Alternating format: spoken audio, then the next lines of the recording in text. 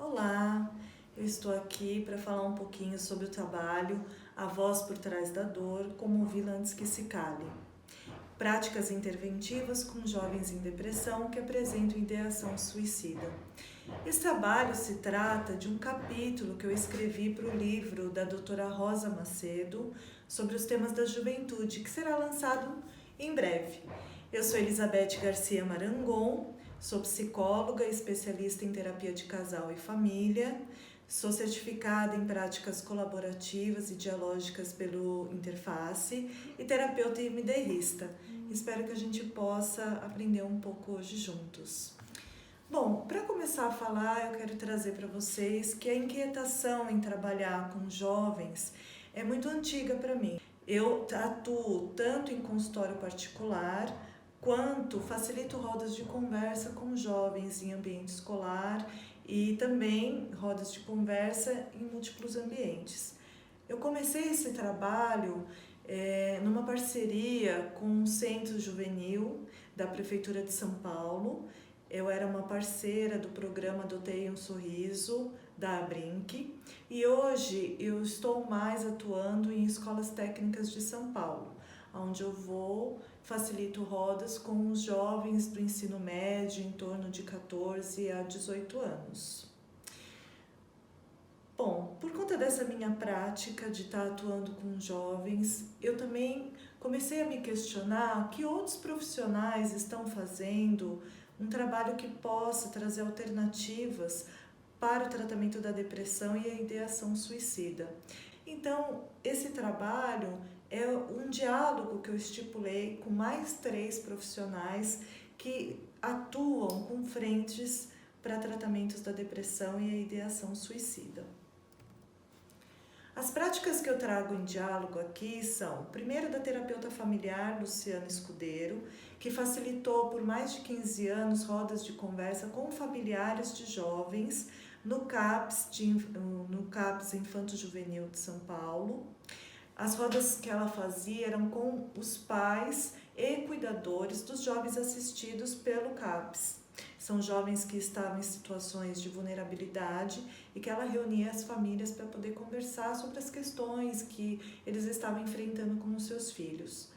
Trago também um diálogo com o professor Rodrigo Domingues, que é um professor de escola técnica de filosofia e sociologia e é o fundador do projeto Apenas um Sorriso, onde ele forma jovens como palhaços voluntários para atuar em asilos, abrigos, hospitais. E trago também um diálogo com a coordenadora do projeto Reciclando Mentes do Rio de Janeiro, Lúcia Helena Assis Abdala, que vai estar conversando com a gente sobre as práticas narrativas que eles estipulam com os jovens do Rio de Janeiro, os jovens que moram nas comunidades.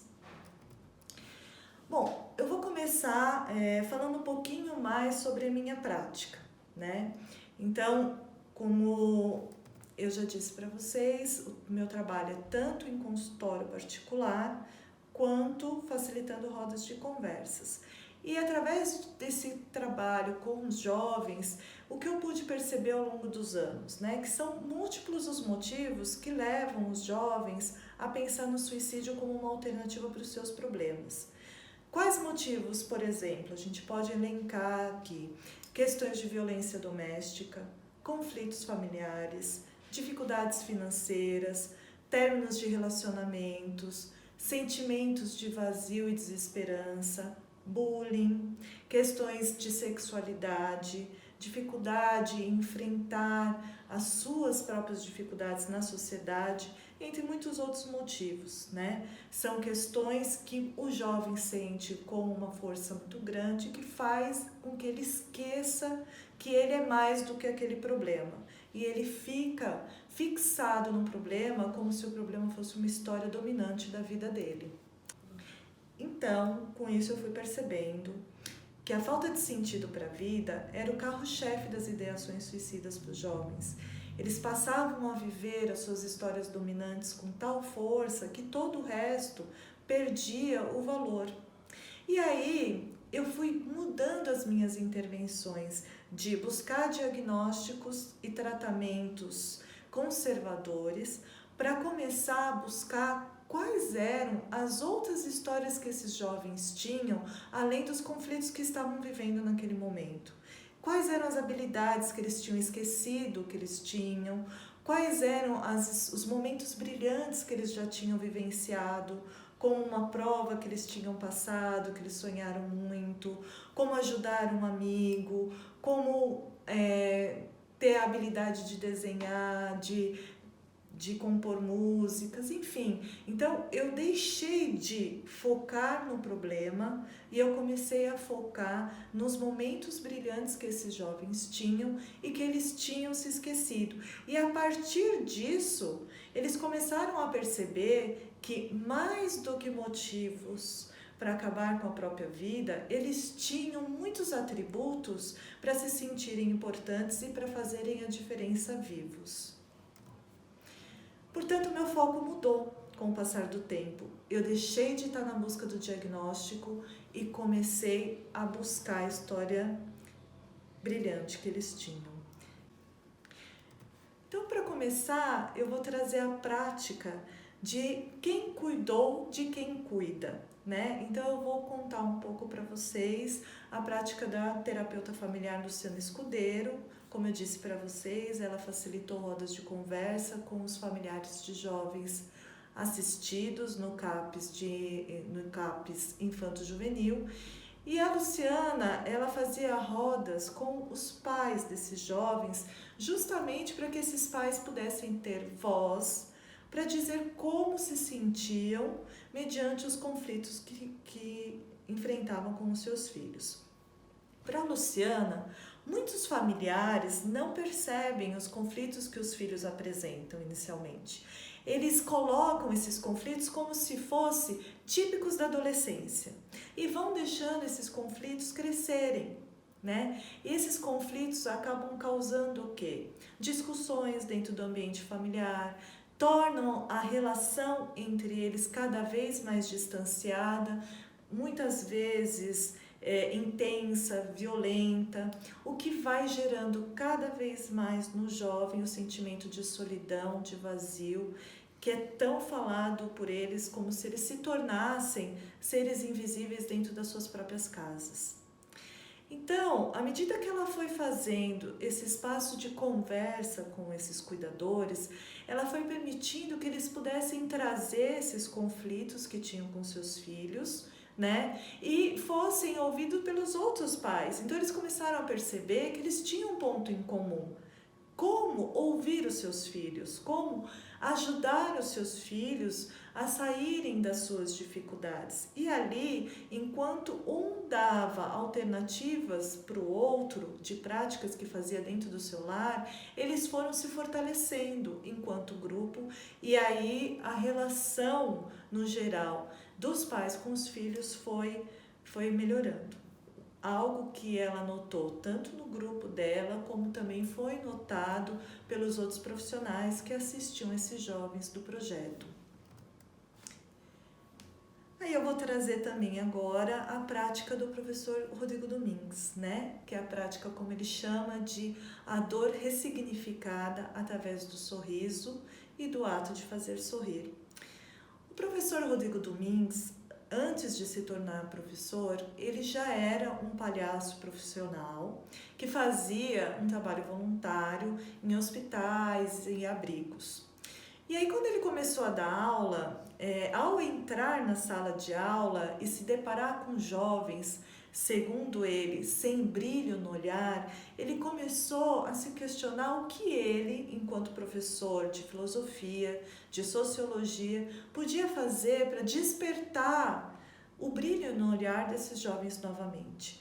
E aí ele desenvolveu, através do projeto Apenas um Sorriso, curso de formação de jovens palhaços voluntários e levou esse curso para a ETEC, onde ele ministra aulas. E ele começou a perceber que à medida que esses jovens foram estudando, né, a possibilidade de fazer algo de bom para o outro e começaram a atuar, depois de formados, como jovens palhaços, eles começaram a ter uma outra narrativa da vida. Eles deixaram de viver as suas histórias dominantes e começaram a se dispor para as histórias dos outros, através do trabalho voluntário. E aí instalou-se um novo sentido para a vida deles. E por fim, eu trago aqui para a nossa conversa o diálogo que eu estipulei com a coordenadora do programa, da organização, Reciclando Mentes, a terapeuta Lúcia Helena Cisa Abdala. Nós chamamos a prática dela de Lapidando Guerreiros pelas práticas narrativas.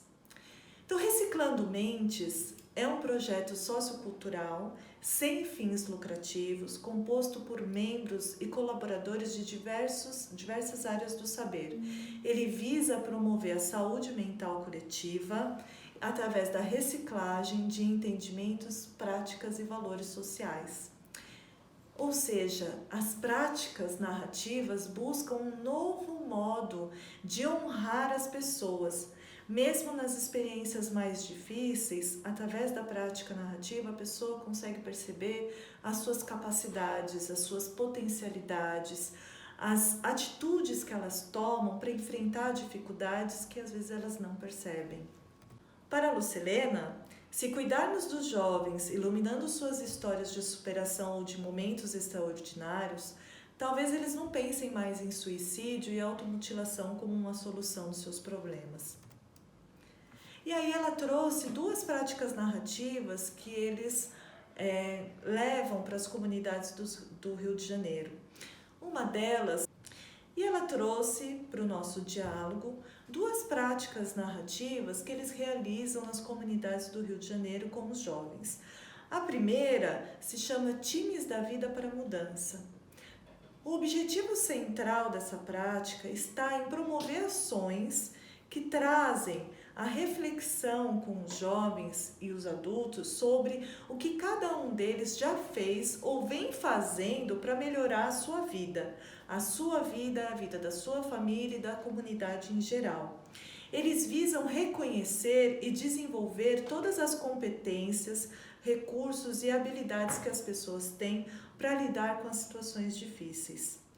E em uma dessas ações, segundo a Lucilena, surgiu uma reflexão com profissionais que trabalham com jovens, uma reflexão muito forte, que foi: esses jovens hoje em dia estão pensando em suicídio, estão se automutilando para chamar a nossa atenção. E aí a Lucilena, ela trouxe para eles a questão: se esses jovens estão tentando chamar a atenção de seus cuidadores, qual é a atenção que esses cuidadores estão dando para eles? E isso faz a gente se questionar. Se o jovem precisa chamar a nossa atenção, por quê? Será que nós estamos dando a atenção necessária que ele precisa? E a partir dessa reflexão, ela conseguiu trabalhar com esses cuidadores, com esses profissionais, que alternativas eles poderiam desenvolver para começar a contemplar essa atenção que os jovens necessitam. A outra prática que ela trouxe foi o Tatames da Vida, que é uma prática narrativa desenvolvida através do pedido do lutador Rodrigo Nogueira, conhecido como Minotauro, desde 2012. Esse lutador queria ter práticas sociais que ele pudesse levar a luta para as comunidades e, através dela, promover ações de transformação para esses jovens. Então, eles estipularam a prática da luta pela vida, que é um projeto que facilita a escrita de cartas nas quais os jovens externalizam nessas cartas as suas dores, as suas questões, os seus conflitos. E essas cartas, elas são respondidas tanto pelos professores de luta do projeto, quanto pelas famílias, possibilitando aí uma escuta das vozes dos jovens, né? E também a visibilidade, porque quando essas cartas são respondidas, esses jovens se sentem vistos. Então, o som do nosso diálogo, das minhas práticas, com a prática da Luciana, do professor Rodrigo, da Lúcia Helena Abdala, traz o quê? A Luciana, ela trouxe a voz dos jovens através dos olhos de seus cuidadores. E pela força do grupo, ela os fortaleceu para enfrentar os seus conflitos. O Rodrigo Domingues, através do voluntariado, ele facilitou os jovens a encontrar um novo objetivo de vida, pelas trocas estabelecidas nos atendimentos aos assistidos. A Lucilena trouxe as mudanças geradas pelas práticas narrativas coletivas, nas quais os jovens puderam expressar suas dores e se fortalecer, dialogando sobre as suas vidas, ressaltando suas habilidades e suas capacidades em realizar os seus sonhos.